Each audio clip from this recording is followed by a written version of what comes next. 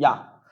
Muy buenos días, chicos. ¿Qué tal? Somos Preuni y comenzamos la clase del día de hoy. Hoy día tenemos dos temas muy importantes de corrientes filosóficas en el siglo XX. La primera es la posmodernidad y la segunda es la hermenéutica. Te mencioné que en el siglo XX surgen una diversidad de corrientes filosóficas y cada una producto de la problemática que se presenta pues para ese contexto y va abordando diversos temas. Pueden ser temas de carácter epistemológico, la ciencia, de carácter antropológico, el hombre, y también temas de carácter axiológico y ético. O sea, abordan el ser, la ciencia, el hombre, la lógica, etcétera, etcétera. Te puedo mencionar algunas. Si hablamos del hombre, tenemos el existencialismo con Sartre, Heidegger. Si hablamos del lenguaje, tenemos a Wittgenstein y las corrientes derivadas como Tarski, Ramsey. Si hablamos nosotros de la ontología, a Heidegger, ¿no? Y si hablamos nosotros de los valores, la ética y la comprensión también de la realidad, vamos a hablar de la posmodernidad. Ustedes habrán escuchado la palabra pos, ¿no? Post, algunos dicen, o pos. ¿Qué significa pos o post? ¿Qué se le llama? Después, después. Es como superar algo, ¿no? Cambiar algo. Supongamos, tienes un mueble viejo, dejas el mueble viejo y traes un mueble nuevo, ¿ya? ¿Y qué es la modernidad? Recuérdate que para el siglo XVI y XVII aparece una corriente filosófica que se llama la filosofía moderna, cuyo representante es Descartes. El tema central era el conocimiento y Descartes proponía que se podía acceder a la verdad a través de la razón, una confianza en la razón. La frase célebre de pienso, luego existo, cogito ergo sum, significaba que somos pensamiento y hacemos pensamiento. Descartes consideraba de que por medio de la razón podíamos construir las ciencias. Posteriormente viene el empirismo con Locke, con Hume. Luego tenemos el criticismo con Kant y de ahí se sigue derivando Hegel y lo demás. La posmodernidad es una corriente cultural, es una corriente filosófica que plantea una crítica, un cuestionamiento muy duro a que a la modernidad y la superación de ella. Superar la modernidad, no solo quedarnos en la crítica, sino más bien dejar de lado la modernidad, la superación de la modernidad. Entonces, si vamos a superar a la modernidad, lo que venga ya no va a ser un sustento en la razón. Frente a la razón vamos a proponer, por ejemplo, los instintos, la pasión, las emociones, ¿no? Frente a lo lógico vamos a proponer lo diverso, frente a lo único vamos a proponer lo múltiple. Es escéptico, ¿no? Consiste en un escepticismo general frente a los argumentos propios de la razón. Un escéptico es aquel que cree o no cree. No cree, desconfía. Este cuestionamiento a la razón, por ejemplo, está en base a la ciencia, a pretender que la ciencia es la única que puede explicar las cosas. Y exalta la subjetividad. Hablar de la subjetividad es hablar del yo, del yo. ¿Qué características tiene? Uno, cuestionamiento hacia la razón expresada en dónde? En la ciencia, en la filosofía, ¿no? En los parámetros del arte. ¿Te acuerdas cuando observas a los artistas, pintores, escultores de la época del Renacimiento? Tienen todo un parámetro, ¿no? De copiar la naturaleza tal como es, de tener una armonía, ¿no? De que los ángulos estén ubicados adecuadamente.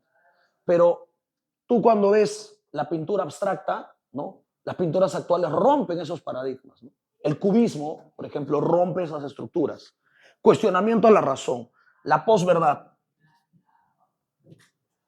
Cuando nosotros hablamos de la verdad, pensamos que la verdad es única, ¿no? Incuestionable, que esa verdad existe y va a ser aceptada universalmente.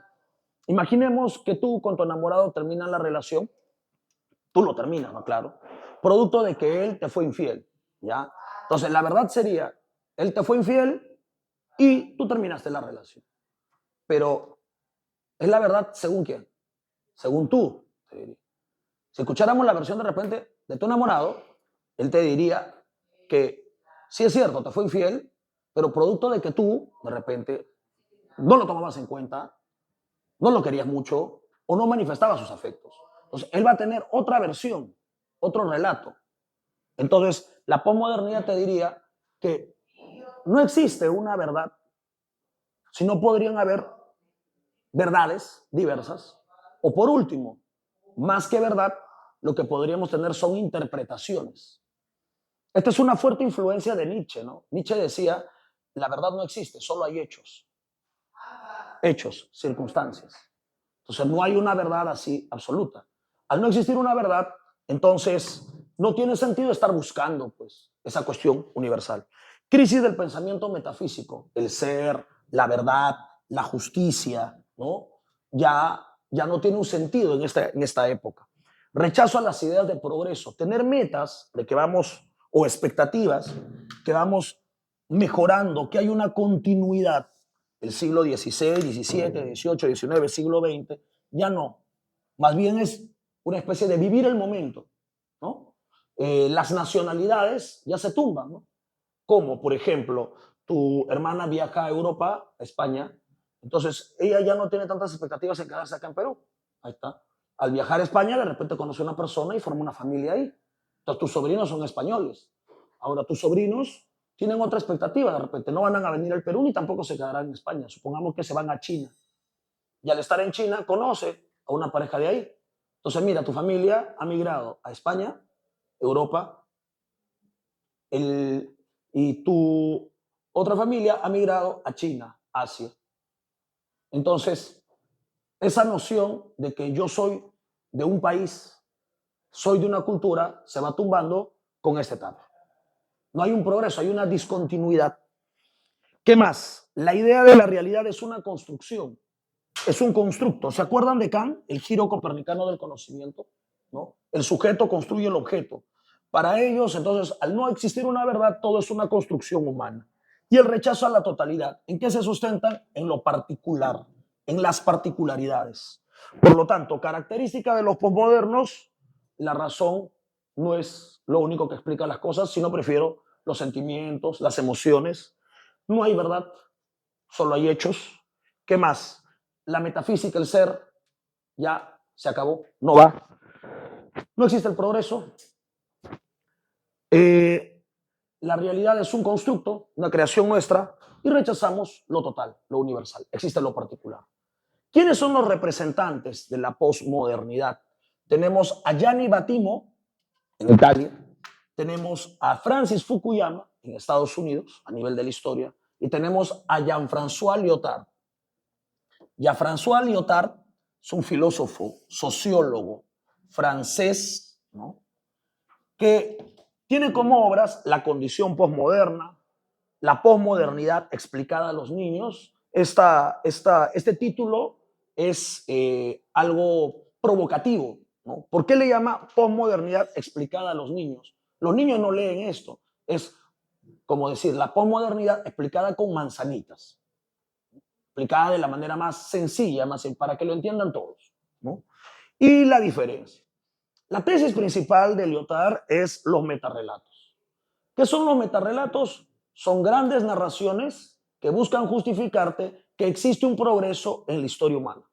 Narraciones que la gente no solo lee, sino le cree, lo acepta, ¿no?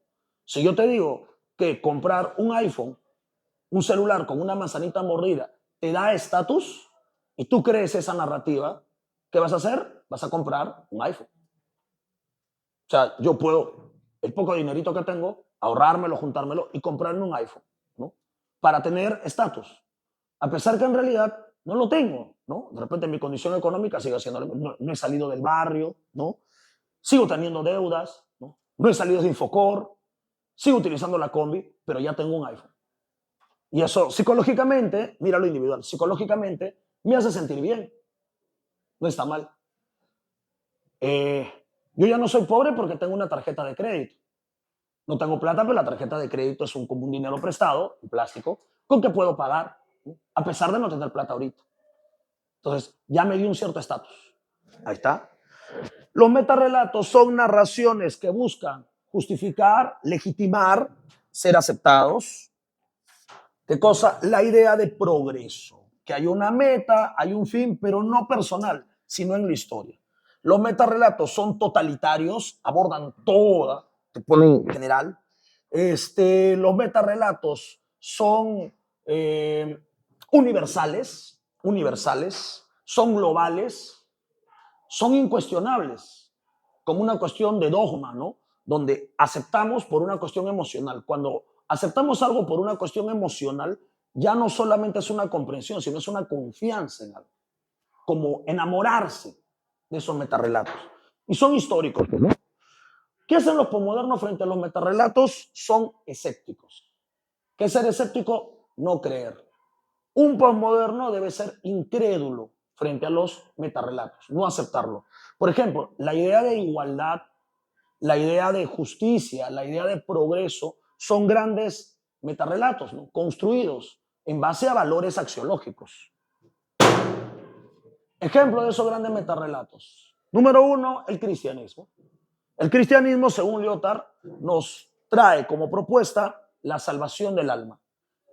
Se viene la llegada de Jesucristo, el juicio final, y después del juicio final serán salvados las personas. Muchos son los llamados, pocos son los escogidos. ¿Sabían ustedes que ya le habían puesto fecha a la segunda llegada de Jesucristo? Se llamaba los años 1000. Tu profe de historia te había explicado eso. Las personas creían que después de la muerte de Jesucristo, en el año 1000 después de Cristo, Jesucristo vendría, ¿no? Y muchos pensaban que era así porque había guerras, peste, contradicciones, y decían, bueno, se acerca el año 1000. ¿Qué hizo la mayoría de personas? Para tratar de sentirse bien, empezó a darle sus propiedades a la iglesia. Le dio sus tierras, dinero, ¿no? Cierto tipo de cositas que tenía. Llegó el año 1000, no pasó nada. Entonces luego cambiaron la fecha y dijeron, no, el año 1000 no viene. ¿Cuándo viene? 1500. El año 1500. Y lo mismo, crisis, guerra. Llegó el año 1500, no pasó nada. ¿Qué crees que han dicho? El año 2000. De verdad, yo soy de esa generación. Yo terminé mi quinto en el año 2000. A nosotros nos decían fin del mundo. Promo fin del mundo, generación fin del mundo. Incluso los periódicos colocaban, se viene el fin del mundo, el Armagedón, etc. La tercera guerra mundial. Y ya pasó el año 2000, ya estamos ya en 2023. Y no pasó nada. Entonces van a poner más cosas. Conclusión, el cristianismo te plantea la idea de la salvación. Su metarrelato es la salvación de la... Luego viene la Revolución Francesa, que tu profe de historia te había explicado. Libertad, igualdad, fraternidad.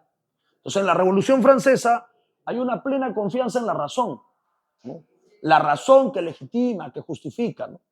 Pero ¿cómo terminó la Revolución Francesa? ¿Tú has escuchado de la guillotina? La guillotina es una creación de un médico francés llamado Joseph Guillotin, que al ver que a las personas las condenaban a muerte, a ser colgadas en la horca, una soga que la colgaban, no morían inmediatamente, las colgaban y se quedaban lamentablemente pues sufriendo 4 o 5 horas. Era una muerte terrible, agonizante, porque estaban sufriendo. Entonces Joseph Guillotin, al decir eso no es humano, ¿no? Entonces decidió colocar 2 navajas gigantes, filudas, jalar una especie de pita y que la navaja grande corte la cabeza. La cabeza rodaba como si fuera una pelota y la persona moría. Entonces se decía que ese acto era una muerte violenta, sí, pero inmediata, que no le generaba dolor, ¿no? Incluso hubieron situaciones un poco crudas, ¿no? Donde personas corpulentas, ¿no? Les cortaban la cabeza, ya estaban sin cabeza y su cuerpo seguía caminando, daba 1 o 2 pasos. La gente aterrada, pavorizada, se iba, escapaba y creía que era castigos que se daban, ¿no? Pero ahí está, pues, ¿no? La ilustración, la razón, José Guillotín crea la guillotina. ¿Y sabes qué pasó con José Guillotín? Lo guillotinaron. O sea, si eso ya no es paradójico, ya no sé qué es, pues, ¿no? O sea, el creador de la guillotina terminó guillotinado en su propio invento. ¿Ya ven? Capitalismo. ¿Cuál es la idea del capitalismo, el metarrelato que nos pone? Que dentro del sistema capitalista nosotros podremos llegar a ser ricos, a ser millonarios o a tener una mejor calidad de vida. Que el capitalismo mejora la calidad, la condición de vida y que algún día todos llegaremos a esa prosperidad, ¿no? El capitalismo ya va más o menos como 500 años, ¿no? Y la prosperidad para todos como que se va haciendo irrealizable. Más bien hay prosperidad, sí, pero para un pequeño sector. Y siempre ese pequeño sector se va reduciendo más. O sea, cada vez los ricos no son más, sino son menos. Que pueden tener condición de vida hasta más que el PBI de cualquier cantidad de países, ¿no?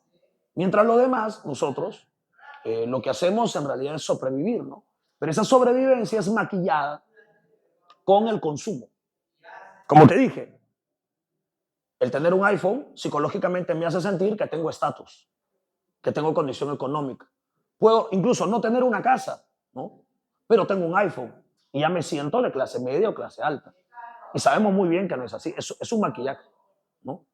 El comer un día, de repente, en un restaurante muy caro, el desayunar en Starbucks, me hace sentir bien. Y de repente no tengo ni seguro de vida.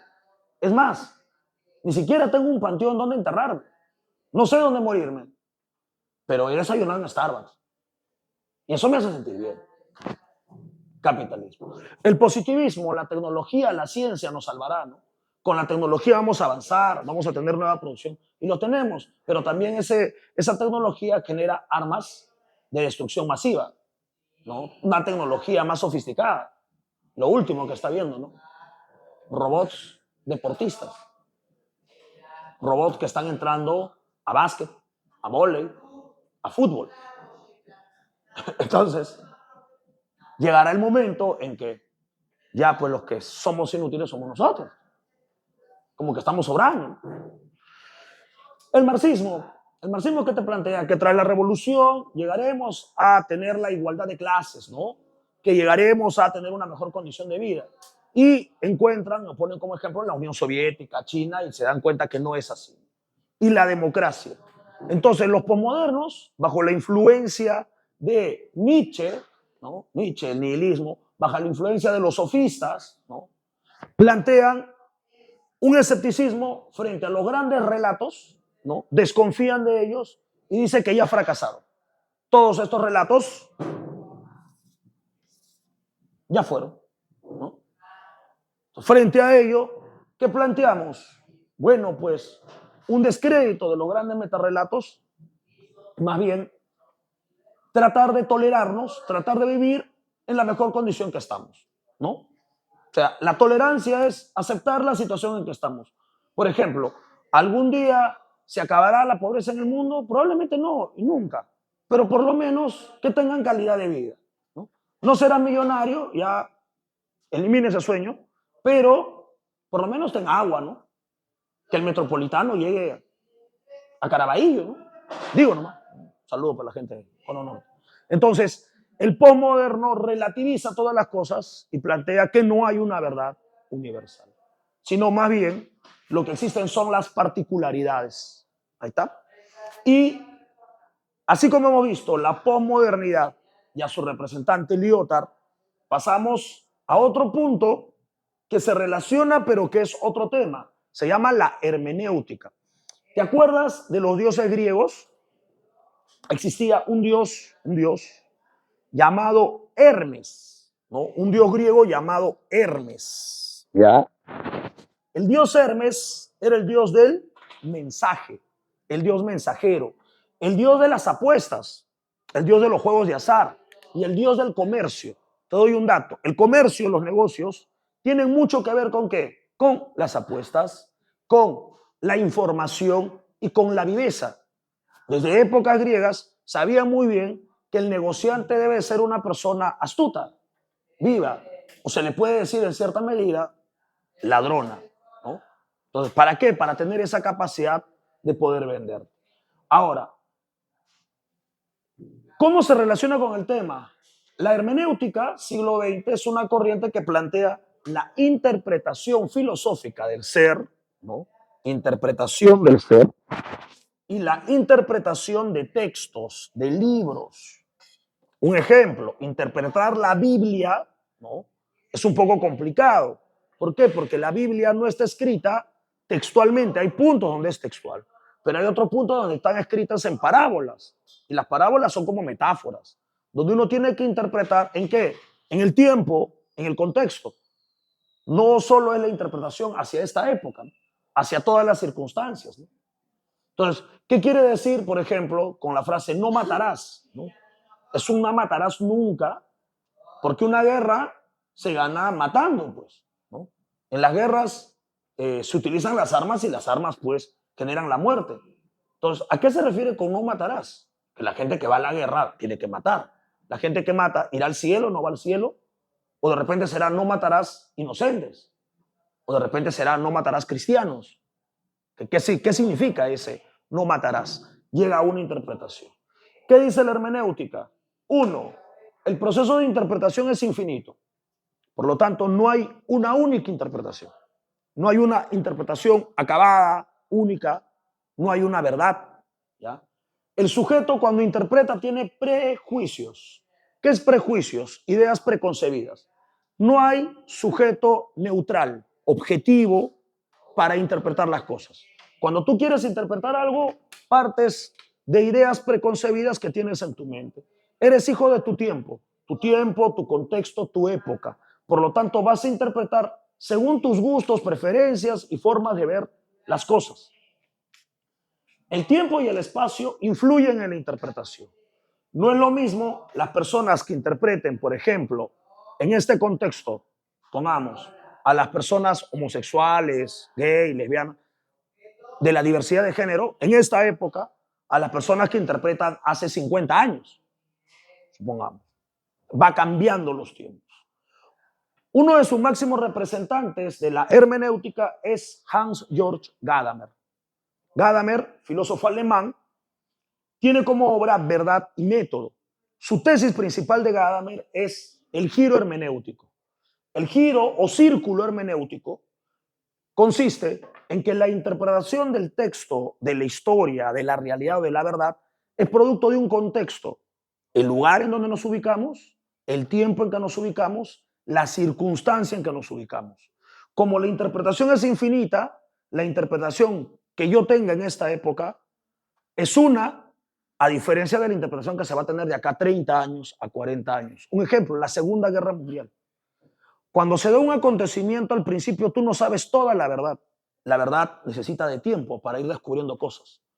Quizás en la Segunda Guerra Mundial nosotros pensamos que los malos son, en este caso, los nazis, ¿no? Y los buenos son los aliados. Entonces, ¿qué significa esa categoría de bueno o malo?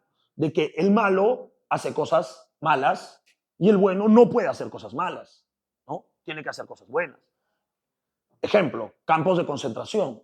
Los campos de concentración solamente tuvieron los nazis. No, nos enteramos, por ejemplo, que los aliados también han tenido campos de concentración, cosas que son inhumanas. Tuvieron campos de concentración los rusos, los norteamericanos, los ingleses tuvieron campos de concentración. También asesinatos sobre civiles. También se hizo, pues, violencia con personas civiles, inocentes, ¿no? Entonces, ¿cómo descubrimos eso? En el tiempo, en el tiempo. Entonces, hay una interpretación de que, en las guerras lo que son conflictos de intereses y no hay buenos ni malos, sino que hay intereses. Es como más o menos interpretar, ¿no? Se dice que no hay muerto bueno ni muerto malo porque somos humanos y todos como humanos cometemos errores, ¿no? Entonces, cuando alguien fallece, hay un problema, lo santificamos completamente. Fue bueno, nunca hizo el mal, nunca hizo daño, pero por ahí probablemente pues nos enteramos de ciertas cosas, ¿no? Entonces, más o menos como una especie de película que planteaban. Murió el papá de un personaje, de un señor, de una señora, ¿no? El señor llora, sufre por la muerte de su padre, pero justo en pleno velorio se entera que su padre tenía otra familia y que tenía hermanos, ¿no? que tenía una doble vida, ¿no? Pero bueno, hay que entender el contexto, ¿no? ¿Qué pasó? Entonces cambia tu perspectiva. La verdad de las cosas varía, ya no es la misma. Hay una precomprensión. ¿Qué es la precomprensión? Los prejuicios que tenemos, las ideas, las nociones que tenemos. Puede ser positiva o negativa, pero lo tenemos. Esta precomprensión va al texto. Entonces tú vas al texto o al hecho o a la realidad con ideas en tu mente ya. Tu tiempo, el espacio, la precomprensión, las ignorancias que tengamos, los intereses, ¿no? Y una vez que llegamos al texto, hay una nueva comprensión.